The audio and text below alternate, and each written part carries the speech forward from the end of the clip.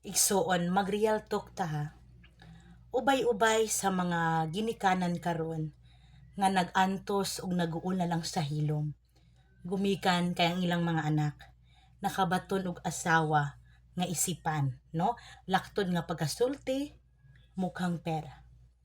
Daghang mga ginikanan karon nga di na halos makaduol sa ilang mga anak kay masuko ang asawa nga mangayo na pud og kwarta. Igsuon, kung ugali karon binalayi man kita or anak man kita, pagkangalan nga ginikanan kana, dili gyud ta magpakabungol nga muhatag sad sa jutayng suporta kutob sa atong makaya. Kana bitaw minang uban nga ay dili man obligado ng muyo ng ginikanan kay wala man puy anak ka nangandoy nga mahimo siyang matawo sa kalibutan kun dili ang ginikanan may nangandoy og anak. Ug ang ginikanan ilan ang tulumanon, ilan ang katungdanan nga paeskwelahon ang mga anak nganong mangwinta man. Yes, tinuod ka.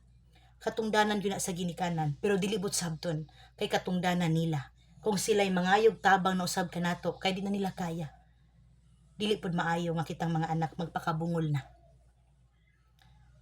Gamay man og dako, kinahanglan mo hatag tagjutay share usab ngadto sa atong ginikanan, no?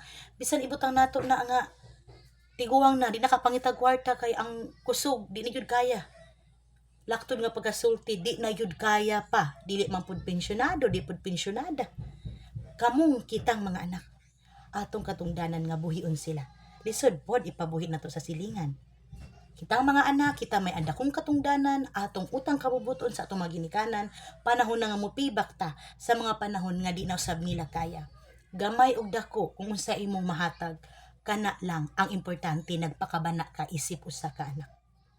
Amen.